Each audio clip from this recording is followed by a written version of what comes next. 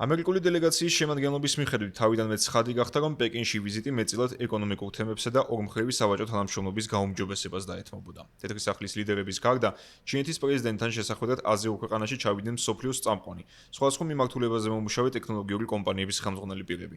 ტოპ მენეჯერების მიზანია პეკინის სამიტით მიაღწიონ ამერიკული კომპანიებისთვის უფრო ფართოდ გაიღოს ჩინეთის ბაზრის კარი, გადაილახოს არსებული სავაჭრო ბარიერები და ტექნოლოგიური წინსვლის მისაღწევად მხარეებმა ერთმანეთს გამოცდილება გაუზიარონ.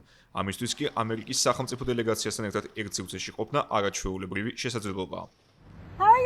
პეკინში ჩავიდა ტრილიონობით დოლარის კაპიტალის მქონე გრაფიკული ჩიპების წამყვანი მწარმოებელი კომპანია NVIDIA-ს გენერალური დირექტორი ჯენსენ ჰუანგი, რომელიც მჭიდროდ თანამშრომლობს როგორც ჩინეთთან, ისე ტაივანთან. 2017 წელს NVIDIA-მ წამყვანი ჩინური კომპანიებისთვის ჩიპების მიწოდების შესახებ გაანცხადა, საძიებო სისტემებისა და ხელოვნური ინტელექტის მიმართულების განსავითარებლად. 2022 წელს ამერიკის შეერთებული შტატების იმდროინდელმა პრეზიდენტმა ჯო ბაიდენმა კომპანიის ყველაზე მძლავრი ჩიპების პეკინისა და მოსკოვისთვის გადაცემაზე შეზღუდვები დააწესა, რასაც NVIDIA-მ საგადასახადო დეკლარაციით უპასუხა, სადაც ეწერა, რომ საექსპორტო აკრძალვის ამოქმედება ხელს შეუშლის 400 მილიონი ამერიკული დოლარის მიღებას.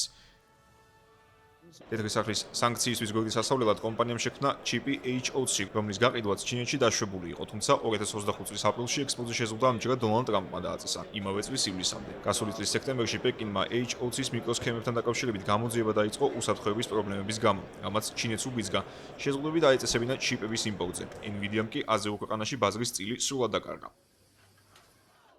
პეკინში ამერიკულ დელეგაციასთან ერთად ჩავიდა Apple-ის ჯერ კიდევ მოქმედი აღმასრულებელი დირექტორი ტიმ კუკი. წიგნის Apple ჩინეთში ავტორის პატრიკ მაკის მტკიცებით, ამერიკულმა კომპანიამ ჩინეთთან თანამშრომლობა 90-იან წლების ბოლოს დაიწყო, როდესაც აზიაში ეძებდა საკუთარი წარმოების კომპიუტერებისთვის ადგილობრივი მიწოდების ჯაჭვს, ხოლო პეკინი დიდად არ გამოირჩეოდა ხარისხიანი ტექნოლოგიური წარმოებით. Apple კი მათ ამაში დაეხმარა. 2003 წელს ტექნოლოგი გიგანტმა კომპანიამ გადაწყვიტა წარმოების დიდი ნაწილი ევროპიდან და ამერიკიდან ჩინეთში გადაეტანა, რადგან პეკინი ხელს უწყობდა უცხოური ბიზნესის გაფართოებას, თუმცა Apple-ის ჩინურ საწარმოებში ჩატარებულმა არაერთმა გამოძიებამ აჩვენა, რომ დასაქმებულებს არასათანადოდ ექცეოდნენ და შრომით ანაზღაურებასაც არ უხდიდნენ. New York Times-ის ცნობით, ტიმ კუკმა დონალდ ტრამპის პირველი ვადით პრეზიდენტობისას მნიშვნელოვანი როლი ითამაშა ჩინურ-ამერიკული სავაჭრო დაძაბულობის დეესკალაციაში და გააფრთხილა თეთრი სახლის ლიდერი, რომ პეკინისადმი ხისტი პოლიტიკა ამერიკულ ბაზარზე Apple-ის პოზიციებს დააზარალებდა.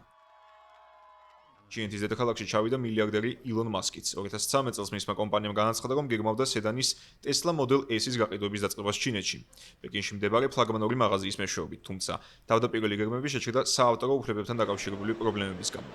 იმ დროს Tesla-ს ჩინეთის ბაზარზე შესვლის გადაწყვეტილება ინდუსტრიის ანალიტიკოსებმა ნეგატიურად შეაფასეს. მათ ჩინეთის ელექტრომობილების ბაზარი განვითარების საწყის ეტაპზე მყოფად აღწერეს და ასევე აღნიშნეს დამტენი ინფრასტრუქტურის ნაკლებობა, რაც ბრენდისთვის პრობლემებს შექმნიდა.